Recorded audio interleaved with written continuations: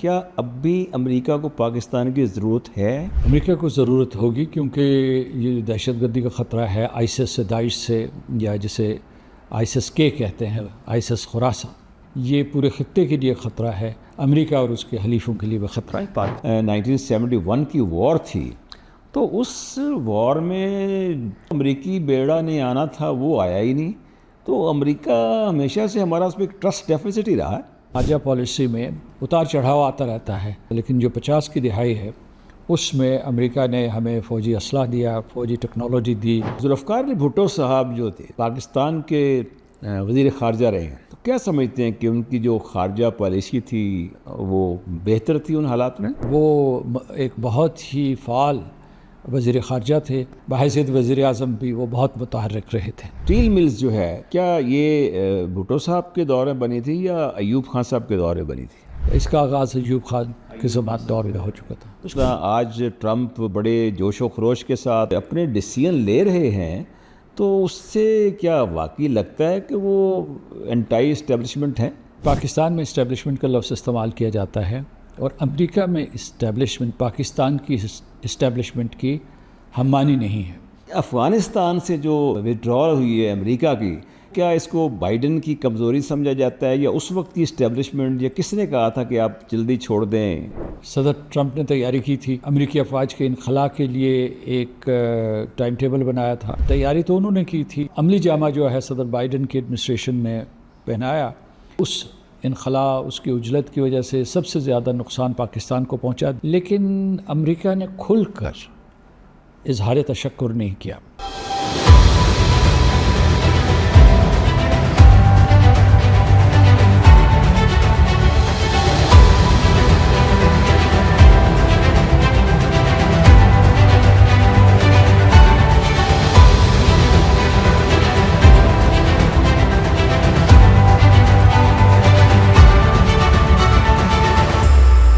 بسم اللہ الرحمن الرحیم۔ ناظرین، پروگرام ورلڈ ان فوکس کے ساتھ عبدالباسط خان حاضر خدمت ہے۔ آج میرے ساتھ ایک بہت بڑی شخصیت ہے، ماشاءاللہ پیاری شخصیت ہے، اور میرے بیچ میٹ بھی ہیں 7 سٹی پہ سے، فارن سروس گروپ سے، اور بڑا دنیا میں نام کمایا انہوں نے۔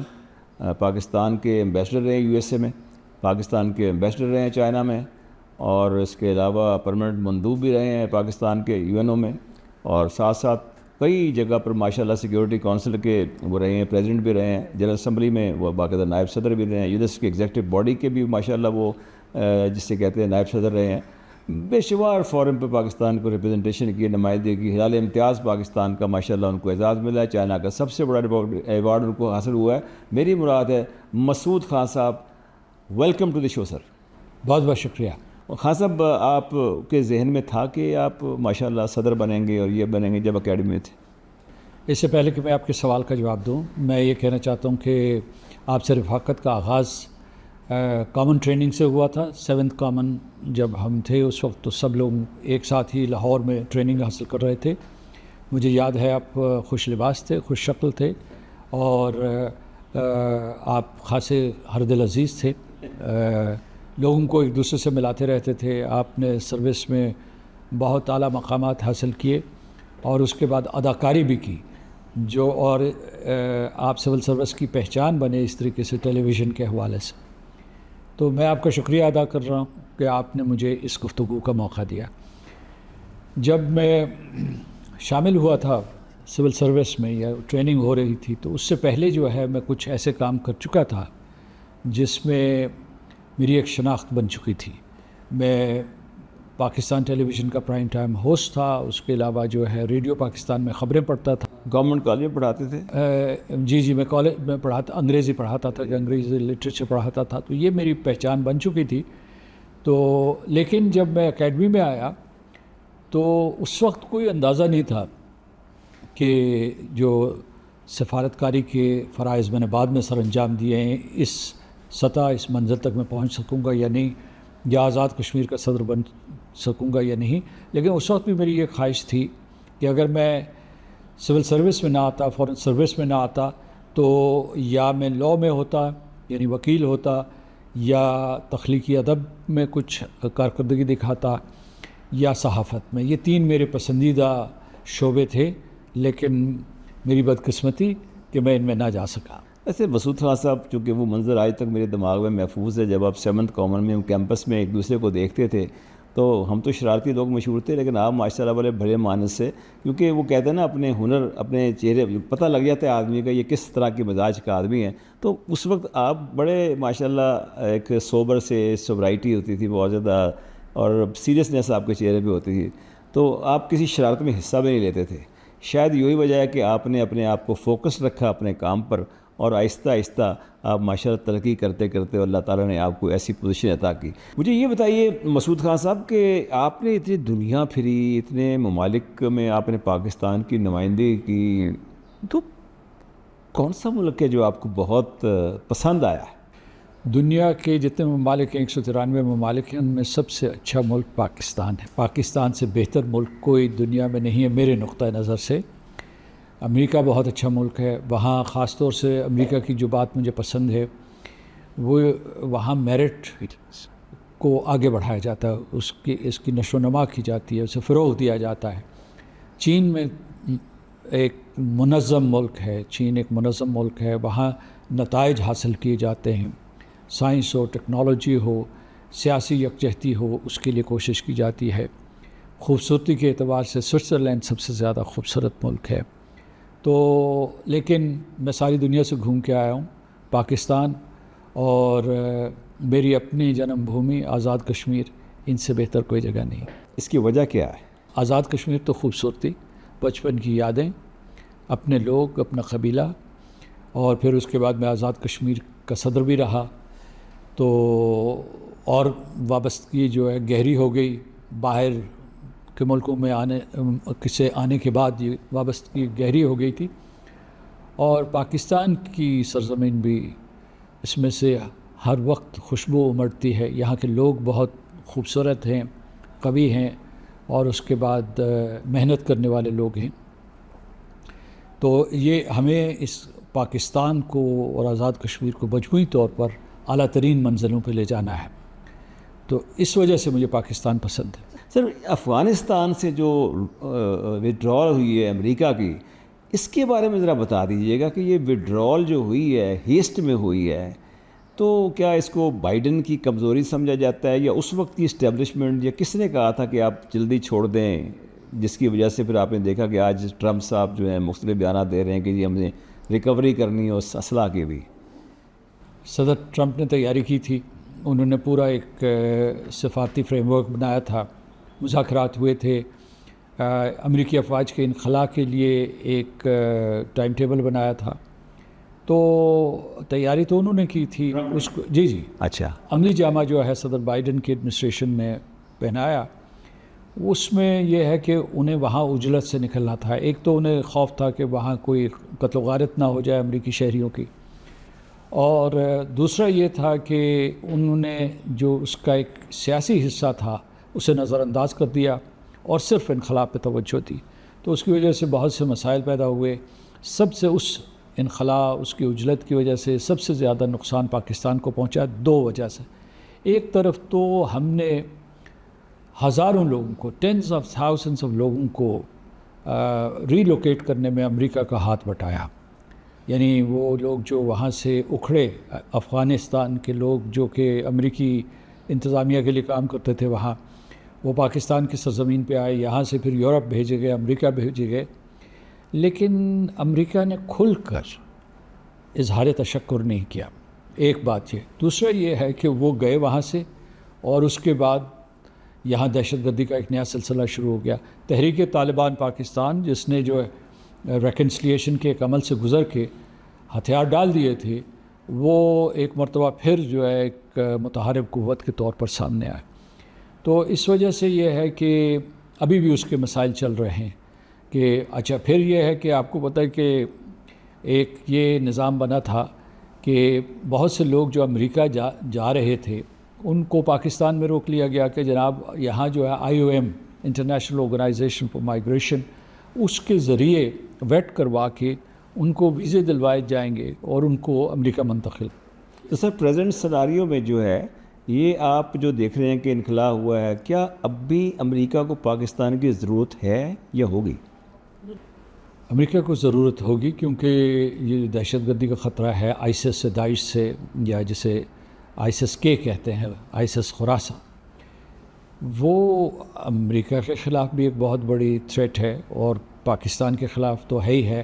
اس کے علاوہ جو ہے تحریک طالبان پاکستان، اس کے علاوہ دوسرے لوگ جو ہیں، تو اس وجہ سے یہ ہے کہ پاکستان کو خطرہ موجود ہے۔ امریکہ کو یہ سمجھنا چاہیے کہ یہ خطرہ صرف مقامی نہیں ہے، دو ملکوں کے درمیان نہیں ہے، یہ پورے خطے کے لیے خطرہ ہے، امریکہ اور اس کے حلیفوں کے لیے بھی خطرہ ہے۔ اچھا مسعود خان صاحب، یہ جو ہم اکثر کہتے ہیں کہ پاکستان کی خارجہ پالیسی کے کچھ خد و خال ہیں، یعنی ان خد و خال میں آپ کہتے ہیں کہ جی ہمارے تعلقات مسلم ممالک سے اچھے ہونے چاہیے، ہمارے تعلقات اپنے ہمسایہ ممالک سے اچھے ہونے چاہیے، اور پاکستان کے تعلقات جو ہیں بڑی سپر پاورز کے ساتھ بیلنس میں ہونے چاہیے۔ یہ سب کچھ خد و خال تو ہیں، لیکن کبھی پورے نہیں ہوئے آج تک۔ اگر آپ پاکستان کی تخلیق کے بعد جو 50 کی دہائی ہے یا 60 کی دہائی ہے گزشتہ صدی کی، میں پاکستان کی خارجہ پالیسی کامیاب ترین خارجہ پالیسی تھی۔ آپ کو امریکہ کے ساتھ تعلقات اچھے تھے، اس کے بعد آپ نے ان کے ساتھ تعلقات برقرار رکھتے ہوئے چین کے ساتھ تعلقات بنائے، اور روس کے ساتھ بھی تعلقات اچھے تھے، اور انہوں نے یہاں کے ایک سٹیل مل بنائے۔ تو آپ جو ہے یہ صدر ایوب کے زمانے میں آپ نے اسے صرف ایک ملک کے ساتھ تعلقات قائم کرنے کی بجائے اسے کئی جہتیں دی۔ ان میں سے ایک یہ تھی کہ آپ نے جو خلیجی ریاستیں ہیں یا پورے کے پورے جو امت مسلمہ ہے اس سے تعلقات بڑھائے۔ ابھی میں کسی محفل میں کہہ رہا تھا کہ ہم لوگ جو ہیں پاکستان کی جو اس وقت کے وزیر خارجہ یا وزیر اعظم تھے، انہوں نے اسلامی تعاون تنظیم کی تخلیق میں کلیدی کردار ادا کیا، اور ان دہائیوں کا جب میں ذکر کر رہا تو ساری عالمی منڈیوں میں اور جو کیپٹلز تھے ان میں یہ قیاس آرائی ہو رہی تھی کہ پاکستان اب ایشیا کی سب سے بڑی طاقت بنے گا، معاشی طاقت بنے گا۔ تو لیکن اچھا پھر یہ ہے کہ آپ نے بہت سی اور کامیابیاں حاصل کی ہیں۔ بنگلہ دیش کے الگ ہونے کے بعد آپ نے باقی جو پاکستان بچ گیا تھا اس کی سلامتی کو برقرار رکھا ہے۔ اس میں افواج پاکستان کے عوام، سیاستدان اور دفتر خارجہ کا ایک بہت بڑا کردار ہے۔ اسی طریقے سے میں آپ کو بتا رہا ہوں کہ جو ہم نے جو ہے 1998 میں ایٹمی تجربہ کیا تھا، تجربہ کر لیا، لیکن ساری دنیا کی متحارب قوتیں جس میں ہمارے ہمسایہ ملک بھی شامل تھا، یہ پاکستان سے وہ ایٹمی اسلحہ چھیننا چاہتے تھے یا اسے غیر قانونی قرار دینا چاہتے تھے یا کسی طریقے سے اسے سبوتاژ کرنا چاہتے تھے۔ تو ایک تو یہاں ملک کے اندر اس کی حفاظت کی گئی اور اس کو جو ہے آگے بڑھایا گیا، لیکن جو بین الاقوامی محاذ ہے، وہ جنیوا ہو، وینا ہو، نیو یارک میں، اس کا دفاع آپ کی فارن آفس نے کیا ہے، اور فارن آفس کے جو سفیر ہیں، سفارتکار ہیں، انہوں نے کیا ہے، اور ان کو کریڈٹ دینا چاہیے، کیونکہ اس کی دو ڈائمنشنز تھی، ایک ایکسٹرنل تھی، ایک انٹرنل تھی۔ ایکسٹرنل کا دفتر خارجہ نے خیال رکھا ہے اور آج تک اس کا دفاع کرتے چلے آ رہے ہیں۔ اچھا، آپ نے جو بات کی ابھی کہ ہم نے امریکہ سے بھی تعلق رکھے، رشیا سے بھی تعلق رکھے، آپ کہنے کا مطلب یہ ہے کہ آپ کہتے ہیں کہ ہم نے کوئی بیلنس رکھا شاید تعلقات میں۔ یہ سر آپ کو یاد ہوگا جب ہم نے 1971 کی وار تھی، تو اس وار میں رشیا نے تو کھل کر ہندوستان کی حمایت کی، اس کی پشت پر کھڑا رہا، جو ہمارے لیے بہت نقصان دہ ثابت ہوا، لیکن وہ جو امریکی بیڑا نے آنا تھا وہ آیا ہی نہیں۔ تو امریکہ ہمیشہ سے ہمارا اس میں ایک ٹرسٹ ڈیفیسٹ ہی رہا ہے۔ یہ بات کسی حد تک درست ہے، لیکن جو 50 کی دہائی ہے اس میں امریکہ نے ہمیں فوجی اسلحہ دیا، فوجی ٹیکنالوجی دی، ہمارے فوجی افسروں کی تربیت کی۔ اس کے علاوہ ہارورڈ اکانومسٹ نے آپ کو بتایا کہ کس طریقے سے 5 سالہ منصوبے بنائے جاتے ہیں اور اپنے اہداف مقرر کر کے کیسے ان سے نتائج حاصل کیے جاتے ہیں۔ پھر جو ہے 1962 میں جب چین کی اور ہندوستان کی لڑائی ہوئی تھی، تو ہندوستان نے جا کے واشنگٹن میں رو دھو کے ان کو کینیڈی ایڈمنسٹریشن کو آمادہ کیا کہ وہ ہندوستان کو بھی اسلحہ دیں تاکہ وہ چین کے مد مقابل اپنا دفاع کر سکیں۔ وہاں سے جو امریکی ایڈمنسٹریشن ہے اس کا ہندوستان کی طرف جھکاؤ بڑھنا شروع ہو گیا. اسی وقت ایوب خان نے یہ فیصلہ کیا تھا کہ ہم جو ہے صرف امریکہ کے اوپر انحصار نہ کریں, جو ہمارے ہمسائے ممالک ہیں. روس سے بھی ہم نے براہ راست تعلقات قائم کی. تعلقات تو پہلے سے قائم تھے, لیکن یہ ہے کہ سفارتی سطح کو ایک اعلیٰ درجے تک ہم نے ایک درجے تک لے گئے. اور اس کی آپ نے یہ بھی دیکھا ہوگا کہ جو 1965 کی جنگ کے بعد مذاکرات تاشکند میں ہوئے, وہ واشنگٹن میں نہیں ہوئے, جنیوا میں نہیں ہوئے, کہیں اور جگہ, جس کا مطلب ہے کہ پاکستان کو بھی روس کے اوپر, یا اس زمانے میں اسے سوویت یونین کہتے تھے, اس پہ اعتماد تھا.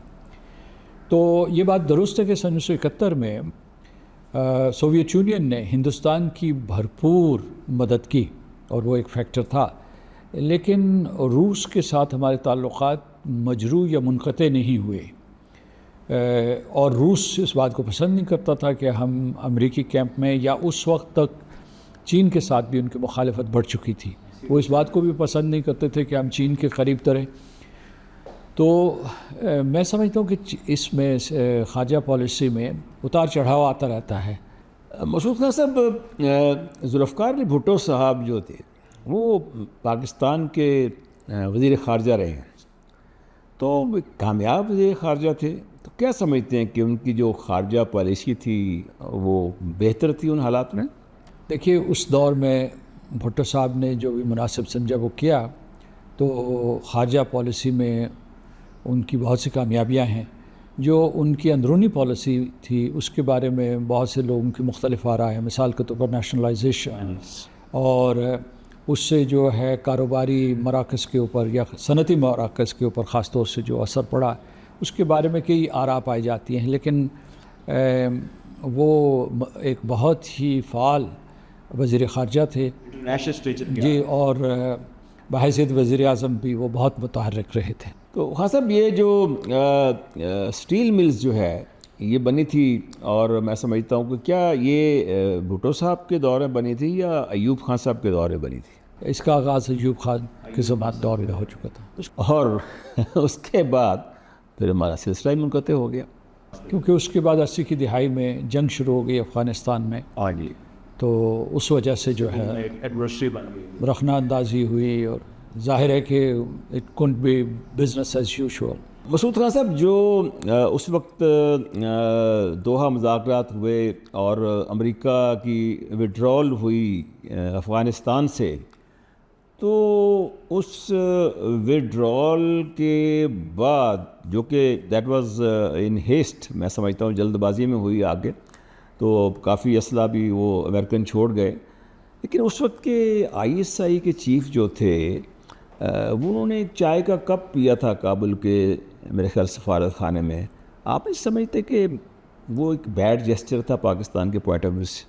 دیکھیے, یہ جو عالمی سیاست ہے اور اقوام کے مابین جو تعلقات ہوتے ہیں, یہ بھی شطرنج کے کھیل کی طرح ہے. صدر ٹرمپ جو ہے, ان کے دور میں جو پہلا دور تھا, یہ کہا, ان کو یہ پتہ چل گیا کہ پاکستان کے بغیر, پاکستان کی مدد کے بغیر افغان طالبان مذاکرات کی میز پہ نہیں آئیں گے. اور انہوں نے تہیہ کیا ہوا تھا کہ افغانستان سے اپنی افواج کا انخلا کروانا ہے. تو اس میں پاکستان کو انہوں نے استعمال کیا. جب ایک مرتبہ وہ انخلا کے لیے خاکہ بن گیا تو وہاں حکومت تبدیل ہو گئی, اور جس کام کے لیے تیاری صدر ٹرمپ نے کی تھی اس کو عملی جامہ صدر بائیڈن نے پہنایا. تو لیکن جب وہ یہ کر رہے تھے تو اس وقت جو ہے, جیسا کہ آپ نے درست فرمایا کہ بہت عجلت میں فیصلے کیے گئے. جو اس کا سیاسی پہلو تھا اس کو نظر انداز کر دیا گیا, جو فوجی انخلا تھا اسے جلد از جلد کیا گیا. خطرہ یہ تھا امریکی فوجیوں کو وہاں قتل و غارت نہ شروع ہو جائے, جو اگر بہت لمبے عرصے تک انخلا کے اس عمل کو جاری رکھتے ہیں تو کہیں وہ بہت امریکی لوگ وہاں سے جو جا رہے ہیں ان کے اوپر حملے نہ تیز تر ہو جائے. ایک اعتبار سے یہ صحیح تھا, لیکن وہ کوئی $7.5 بلین کا اسلحہ بھی پیچھے چھوڑ گئے. ٹھیک ہے, تو میں یہ سمجھتا ہوں کہ آپ نے اشارہ کیا ہے کہ جو ہم نے افغان طالبان کے ساتھ یکجہتی کا مظاہرہ کیا, یہاں کچھ بیانات دیے گئے کہ جناب ان کو مبارکباد دی گئی، اس کو امریکہ کی شکست کہا گیا، تو یہ امریکہ نے اس کا بہت برا مانا، اور اس میں ایسا ہمیں کرنا چاہیے تھا یا نہیں کرنا چاہیے تھا، یہ تو اب اس کا تعلق ماضی سے ہے اب سے. لیکن جب میں امریکہ پہنچا تھا بحیثیت سفیر، تو جب میں کانگریس میں جاتا تھا، ہاؤس آف ریپریزنٹیٹیوز میں جاتا تھا یا سینٹ میں جاتا تھا، تو لوگ کھل کر ہمیں نشانہ تنقید بناتے تھے، اور یہ ہمارے گناہوں میں ایک گناہ یہ بھی گنواتے تھے. ایگزیکٹلی. اچھا مسعود خان صاحب، جب ٹرمپ غالباً ابھی الیکشن لڑ رہے تھے یا ابھی الیکشن میں کامیاب نہیں ہوئے تھے، تو ایک اس طرح کا ایک تاثر بن رہا تھا کہ شاید جو ہے ٹرمپ اینٹائی مطلب اسٹیبلشمنٹ ہیں. لیکن جو آج کل کے معاملات ہیں، جو آج ٹرمپ بڑے جوش و خروش کے ساتھ اور میں سمجھتا ہوں کہ اپنے ڈیسیژن لے رہے ہیں، تو اس سے کیا واقعی لگتا ہے کہ وہ اینٹائی اسٹیبلشمنٹ ہیں؟ پاکستان میں اسٹیبلشمنٹ کا لفظ استعمال کیا جاتا ہے، اور امریکہ میں اسٹیبلشمنٹ پاکستان کی اسٹیبلشمنٹ کی ہم معنی نہیں ہے. مثال کے طور پر وہاں پینٹاگون بھی ہے، اس میں شامل ہوتی ہے، دفتر خارجہ ان کا جو اسٹیٹ ڈپارٹمنٹ ہے وہ بھی شامل ہوگا. لیکن جو غیر سرکاری قوتیں ہیں وہ بھی اسٹیبلشمنٹ شامل ہے. اس میں ملٹری انڈسٹریل کمپلیکس شامل ہے، جن کی وجہ سے جنگیں شروع ہوتی ہیں اور بند ہوتی ہیں، اور اسلحہ ساز فیکٹریاں ہیں، ان کا ایک بہت بڑا اثر و رسوخ ہوتا ہے. بینکس ہیں وہاں، ریئل اسٹیٹ کے لوگ ہیں، اور اس کے بعد وہ جو دنیا میں جو وہ امریکی کاروبار کرتے ہیں، کاروبار کے رجحانات کو دیکھتے رہتے ہیں. اس سے بڑھ کر اسٹیبلشمنٹ کا ایک نیا چہرہ ہے. وہاں جو سفید فام لوگ جو اپنی برتری دیکھنا چاہتے ہیں. تو سر اچھا، یہ جو اس وقت آپ سمجھتے ہیں کہ ضرورت ہے، مجھے صرف یہ تو واقعی کے حالات پہ ڈیپینڈ کرے گا کیا حالات ہوں گے. سر یہ جو ورلڈ ٹائم انسٹیٹیوٹ ہے، یہ بیسیکلی وہ اسپائرنٹ جو ہے شیس کے وہ لوگ آتے ہیں، فارن سروس کے بھی لوگ آتے ہیں جو فارن سروس کا پیشہ اختیار کر کے چلے گئے ہیں. کیا پیغام دیتے ہیں سر ان کے لیے آپ؟ ایک تو میں پہلی مرتبہ یہاں انسٹیٹیوٹ میں آیا ہوں، تو اس کا پورا ماحول دیکھ کے مجھے بےحد خوشی ہوئی ہے، اور میں آپ کو مبارکباد دیتا ہوں، عدیل نیاز صاحب کو مبارکباد دیتا ہوں کہ انہوں نے یہ ادارہ قائم کیا ہے. اور یہاں ان کے اساتذہ، ان کے ماہرین، ان کے سول سروس کے مختلف رفقائے کار بہت شاندار کارکردگی کا مظاہرہ کر رہے ہیں، اور آنے والی نسل کو تیار کر رہے ہیں. تو آپ کو بھی مبارکباد، انہیں بھی مبارکباد. تو پیغام سر کیا ہے ان کے لیے؟ پیغام میرے لیے اس وقت جو ہے، جو طلباء اور طالبات جو اس وقت زیر تربیت ہیں، جو سول سروس میں جانا چاہتے ہیں یا فارن سروس میں جانا چاہتے ہیں، ان کو میں کہوں گا کہ مضبوط پاکستان کے لیے کام کریں. اپنے اندر پیشہ ورانہ صلاحیتیں پیدا کریں اور ان کی نشو و نما کریں، اور دنیا میں اپنے آپ کو کسی سے کم مت سمجھیں. آپ دنیا کے لائق ترین سول سرونٹ ہوں گے اور سفارتکار ہوں گے، اور اس طریقے سے کہیں کہ پاکستان عظمت کی منزلیں طے کرتا جائے، تاکہ جب ہم 100 سال اپنی کریشن کے مکمل کریں 2047 میں، تو اس سے پاکستان ایک عظیم قوت بن چکا. Pakistani diplomats all over the world جو کام کر رہے ہیں خاص طور پہ، ان کو بھی کوئی آپ پیغام دیں؟ ان کو نہ صرف میں مبارکباد دینا چاہتا ہوں ان کی کارکردگی کے اوپر، بلکہ جو نئے لوگ آئے ہیں انہیں میں کہہ رہا ہوں کہ وہ پورے اعتماد کے ساتھ، پوری خود اعتمادی کے ساتھ دنیا میں پاکستان کی نمائندگی کریں.